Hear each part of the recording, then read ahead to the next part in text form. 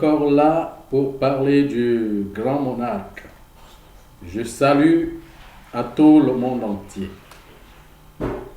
Alors, depuis quelque temps, je suis en train de faire des vidéogrammes qui parlent des choses beaucoup aussi très importantes de l'histoire de l'humanité.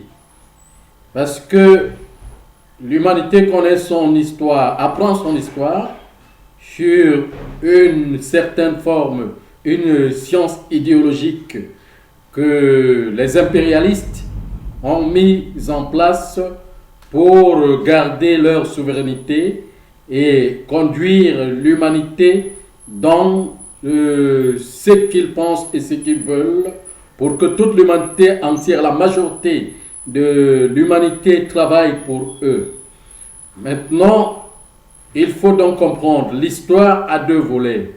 Celle qu'on vous a racontée dans tous les livres, dans beaucoup de livres, puisque c'est des impérialistes qui sont là, qui ont mis ces livres en place, toute cette étude, toute cette éducation, toute cette école en place, pour vous distraire, pour que vous ne compreniez pas la véritable histoire.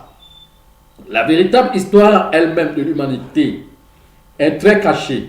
C'est pour cela que la véritable histoire de l'humanité n'est pas celle qu'on vous raconte dans la Bible, ou bien bon, même si dans la Bible il y a une certaine histoire, et il faut comprendre que la Bible a trois genèses. Il y a la genèse de l'univers, il y a la genèse cosmique, la genèse donc des cosmos, des systèmes solaires, lunaires et planètes, et la genèse même des créatures. Voilà, donc si et seulement si vous mélangez ces histoires, vous n'allez pas comprendre l'essence, vous n'allez pas comprendre même l'histoire de l'humanité. Donc, je veux encore vous parler du grand monarque. Le grand monarque qui est la dirigeance supérieure, qui est le nœud de l'humanité, qui est le nœud du cosmos. Le grand monarque commence où? Le grand monarque commence par les cosmos, par ce dont on vous a parlé dans le judaïsme, le Melchisédek, qui vient du nom Malika Nsa Ndek, qui est porteur des systèmes solaires lunaires, qui est porteur des cosmos. Maintenant, il faut voir cela en trois volets, puisque la création commence au centre de l'univers. L'univers lui-même est infini, mais la création des cosmos commence au centre de l'univers. Et au centre de l'univers, donc, comment je peux appeler ça? Commence la vie humaine. Commence la vie humaine, auquel l'incréé, parce que Malika Sandek, qui est le Melchisédek, est l'incréé. L'incréé qui se manifeste donc la première dirigeance, la royauté de l'humanité, qu'on appelle Malika Sandek Melchisédek. Bon, maintenant, ça a trois volets. Il y a donc le Melchisédek, le grand géant, le grand corps qui porte des systèmes solaires.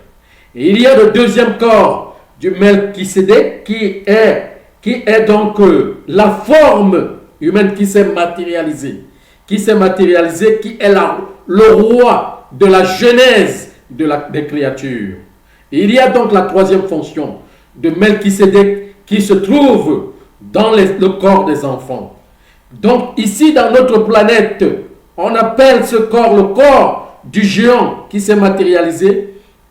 La troisième forme, donc le reflet de ce corps représente notre humanité qu'on appelle le corps de Melchisédek, le corps des enfants. C'est donc ce corps qu'on appelle la dirigeance de l'humanité. La dirigeance de l'humanité, qui est la première civilisation, n'a pas été créée. C'est une humanité qui apparaît seulement.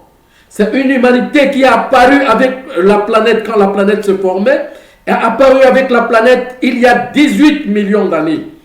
Il faut comprendre. Et c'est à partir de là que commençait la création de l'humanité. Et cette dirigeance forme 12 millions de personnes, 12 millions de personnages qui sont inclus dans le noir et le blanc. C'est deux choses, qui créent deux couleurs. Il n'y a que deux couleurs fondamentales. Quand on parle du Christ, on parle de deux couleurs. Les autres couleurs viennent de deux couleurs, auxquelles une couleur identifie, est l'identité de ces deux couleurs. La première couleur, c'est le noir. La deuxième couleur, c'est le blanc. Alors, les deux couleurs s'identifient dans la couleur rouge, qui est le sang, le lien de deux couleurs, qui les identifie, auquel la tradition est contrôlée par le noir et le blanc. La tradition, c'est pour cela que on parle, c'est lui qui déroule la tradition, qui déroule la science traditionnelle. Et la lune, vous voyez, il y a la lune à son fait, comment je vais dire, est le déroulement de la tradition. Donc, à la science, cette science qu'on appelle la croissance et la décroissance. C'est ça qui implique les deux choses, dont la création fait partir de deux, le noir et le blanc, jusqu'à partir du plan du supérieur jusqu'au plus petit plan symbolique que nous sommes, du macrocosme jusqu'au microcosme. Bon, c'est comme ça que vous appelez. Bon, maintenant, l'humanité, je parle d'ici, je ne veux pas me lancer, je ne veux pas aller très loin pour parler des cosmos, pour parler des systèmes solaires lunaires. Je vais parler ici, chez nous, comment a commencé notre humanité. Notre humanité commence par son humanité incréée, qui entre commençons avec sa planète, qui est notre planète qu'on appelle Ekaïsa, le Kaïchari, qu'on appelle Ekaïsa, le royaume. Le royaume. Alors, et 12 millions de personnes qui ont vécu ici dans cette, qui ont apparu, on appelle le corps de l'apparition. Alors maintenant, pour qu'il commence, pour que la création commence à fabriquer, à créer l'humanité, puisque il y a 18 millions d'années, l'univers était arrivé au niveau de commencer à créer ces monstres, au niveau des formes, au niveau des créatures, donc au niveau de son sel, qu'on appelle le sel de la terre, qu'on appelle ces cellules les plus petits. Donc le plus petit, humanity, le mot humanité, qui est le mot français humanité, vient du mot human-inti. Inti, c'est donateur. Human veut dire le plus petit de l'homme, homme, le plus petit de l'univers, son plus petit germe. Alors, c'est donc matérialisé. Et il a commencé, pour que la création commence, sur le plan humanitaire, le déroulement commence, des progénitures commencent, ces 12 millions qui comportent les 12 millions de corps, de germes, qu'on appelle le défaut. Les 12 millions de germes qui ont à l'intérieur 12 millions de qualités. Et ces 12 millions qu'on appelle les matières premières, les 12 millions de pierres précieuses, les 12 millions de matières premières. Et alors, il fallait donc que commence à faire la dissolution du corps, plus haut le corps métaphysique, plus haut de la plus haute forme, se dissoudre pour commencer à former les germes que l'univers va créer, que le grand Melchisédek, le plus géant, le géant, va donc créer, fabriquer, afin que Les dirigeants, qu'on appelle les chefs, les premiers chefs, la première civilisation, dans la première civilisation, c'est les chefs. Elle est blonde, elle est noire et blanc. Quel est le vêtement de la tradition? Le vêtement de la tradition, le vêtement traditionnel, c'est le noir. Comment je vais dire?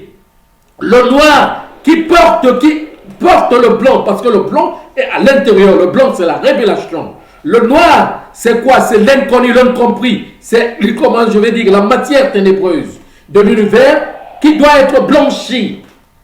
Maintenant, alors, donc, quand l'expérience, quand il y a eu dissolution des corps, il a fallu donc que commence la création des progénitures.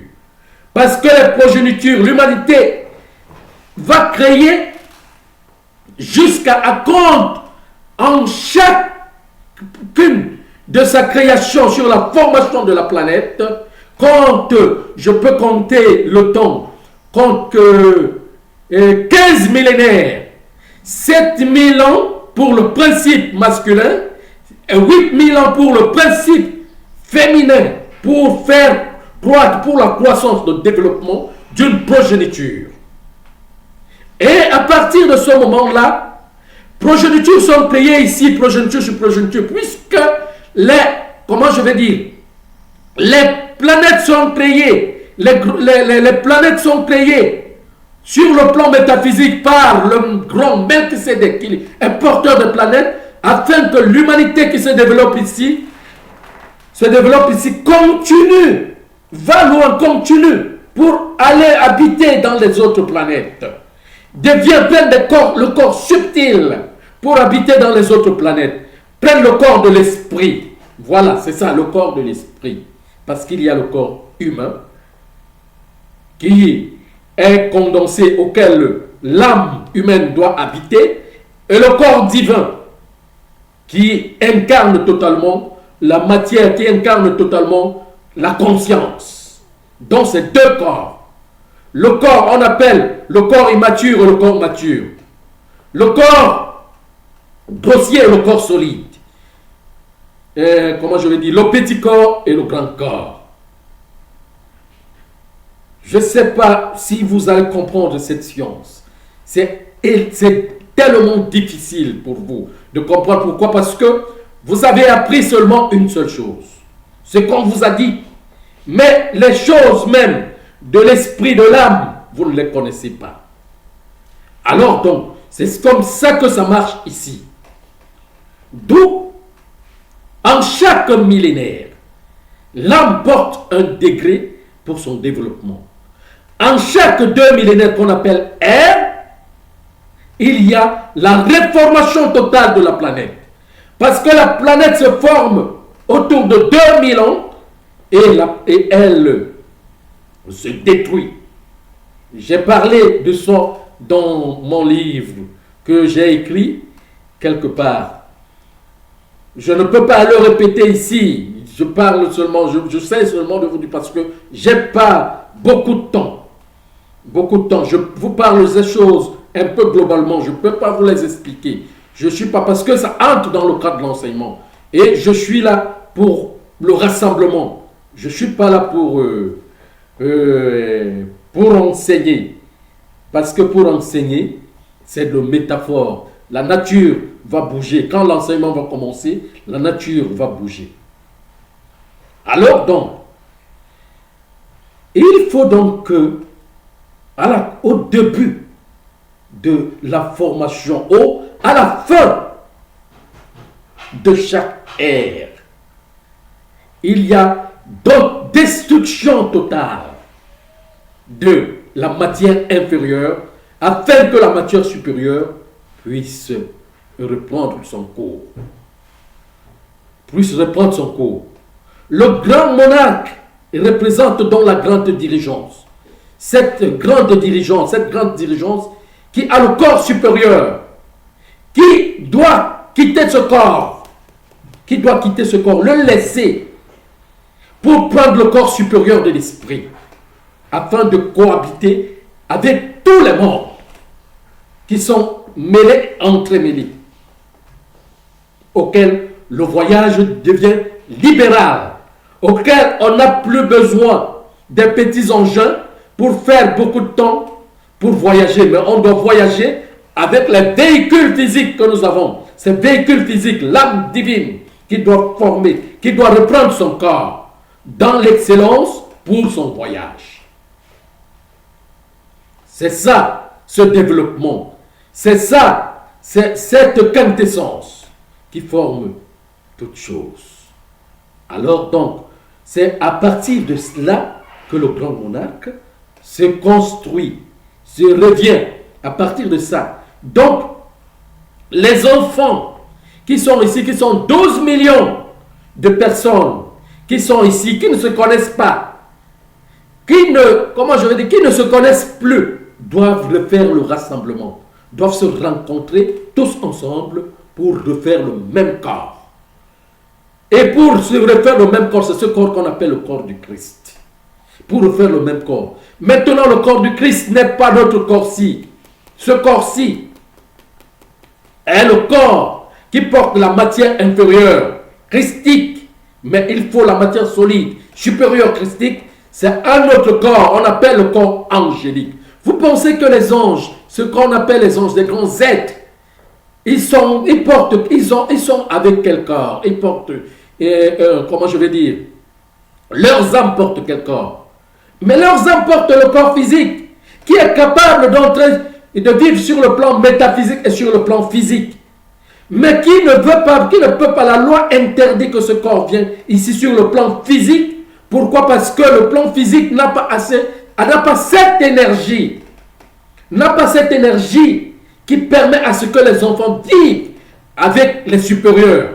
Il faut donc que, pour que les enfants vivent avec les supérieurs qu'on appelle le plan angélique, il faut que ces enfants détruisent la première matière, la matière inférieure, qui est le corps de l'immaturité, puisse se briser complètement afin que le corps de la supériorité puisse l'intégrer complètement. C'est ça qu'on appelle incarnation. Et il y a deux mots. Il y a le mot incarnation et la réincarnation. La réincarnation constitue le développement des enfants. Ça veut dire que la marche des enfants sur le plan expérimental auquel ils viennent avec le corps physique pour vivre ensemble et continuer dans l'expérience, dans leur développement. Mais quand on parle de l'incarnation c'est la force supérieure qui doit reprendre l'inférieur afin de refertiliser la matière, afin même de nettoyer la souche météorique qui s'est dégradée pour encore lui redonner son grade supérieur. Je ne sais pas si et seulement si vous allez me comprendre. Vous allez comprendre mon langage.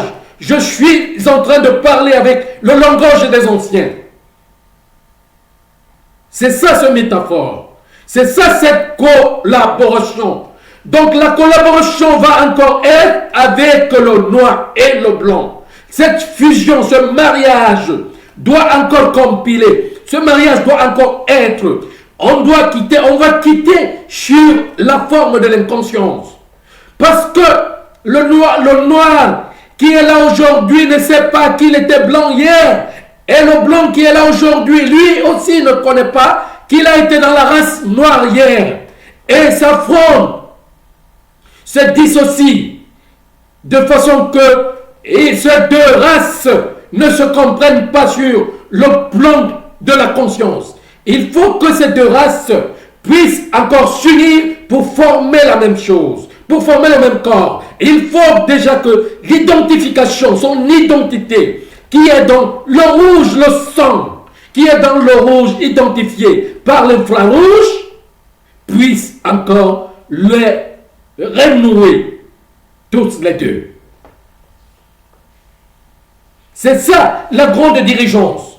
Et dans cette grande dirigeance, toutes les lois sont connues. Quand les 12 millions de personnes cohésionnent pour refaire la fondation, pour refaire la même personne, pour refaire l'unité, il y a un grand corps qui l'enveloppe. Et ce grand corps est immortel. On va vivre sur le plan physique et sur le plan métaphysique sans plus jamais mourir pour un temps. C'est une expérience c'est pour que les âmes reprennent le degré supérieur. C'est ça qu'on appelle le sauveur.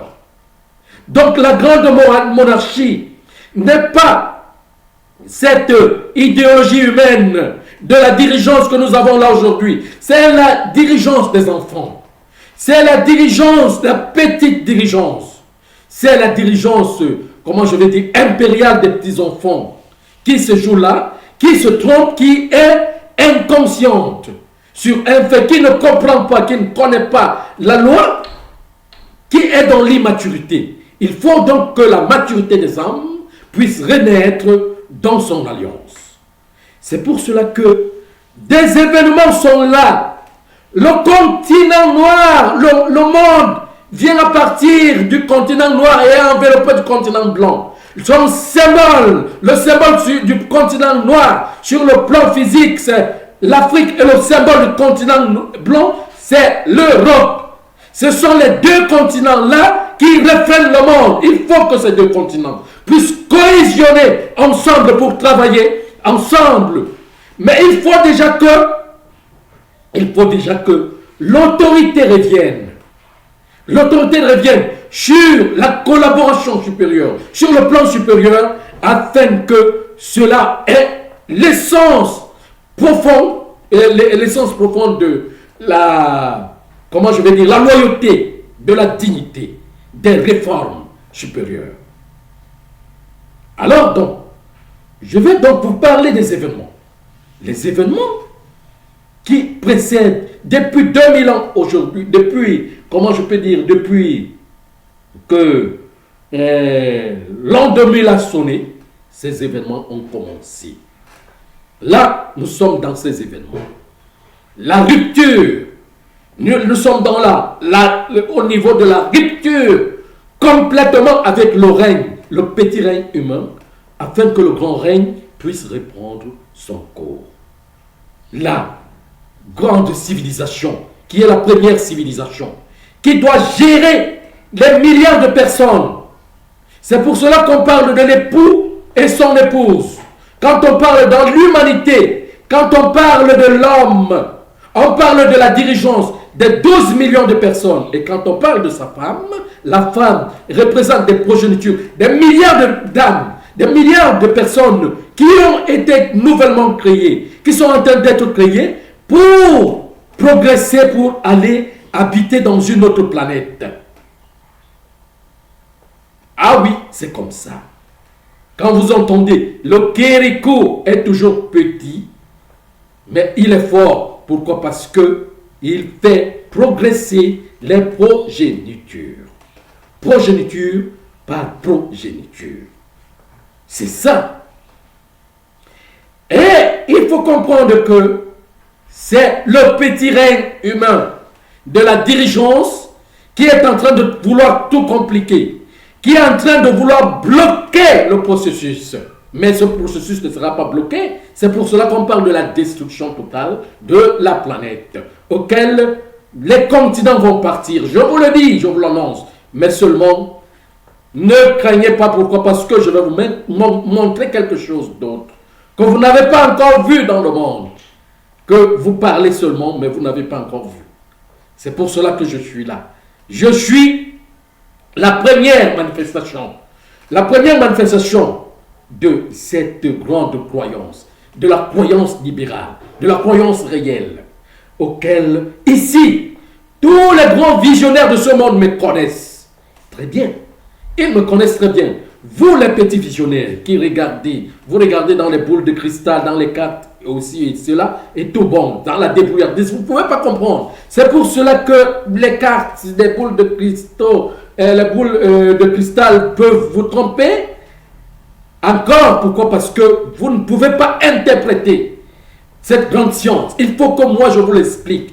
Ou bien ceux qui sont cachés, les impérialistes qui sont cachés, qui font une société secrète d'une petite minorité, si et seulement si, ils peuvent vous le dire, s'ils veulent. Ils se lèvent, ils vous disent que voilà l'histoire, puisque c'est eux qui cachent l'histoire. Donc tout le monde entier est colonisé. Tout le monde entier est esclavagisé. Ne pensez pas seulement que c'est le noir, les noirs qui sont colonisé, non, le monde entier. Au niveau de la spiritualité, tout le monde entier est colonisé. Tout le monde entier ne connaît pas son histoire. Il faut que, pour donc que vous connaissiez cette histoire, il faut que vous deveniez humble. Devenez comme des petits enfants. Ne sous-estimez pas. Ne sous-estimez pas en disant que lui vient d'où. Il nous parlait de ces choses qu'on ne connaît pas ou qu'on ne comprend pas. Il vient d'où? Il est de quelle société? Il est de quelle, comment je vais dire, de quelle constitution? Il n'a pas, tiens, à quelle lignée royale? Non, ce n'est pas la royauté humaine. Ce n'est pas la royauté du règne humain qui est là actuellement. Ce n'est pas cette royauté qui est avec la diligence humaine qui forme tout ça, la royauté humaine. C'est la royauté. La royauté, cette royauté est la royauté des enfants. Ça n'a rien à voir avec ça. Je suis en train de vous parler de la grande royauté, de l'immortalité. Si c'est ce que... Peut-être vous comprenez ça d'une manière que peut-être que si et seulement si l'immortalité se vit, seulement quand on quitte ce corps et on part avec l'âme, oui, là c'est réel. Mais les anges vivent où? Ce que vous appelez anges, les grandes humanités, ils vivent où? Ils vivent avec quel corps? Et pensez-vous que comme vous ne les voyez pas ou comme on ne les voit pas, ils ne vivent pas? Ou bien pensez-vous qu'ils ne peuvent pas se matérialiser avec ces corps? La loi ne veut pas. La loi interdit cela. Pourquoi? Parce que ça va créer beaucoup de bouleversements. Parce que c'est des grandes énergies. On ne peut pas contenir le grand courant électrique. Le grand courant électrique, il faut déjà que ce grand courant transforme afin qu'on revienne dans cette genèse.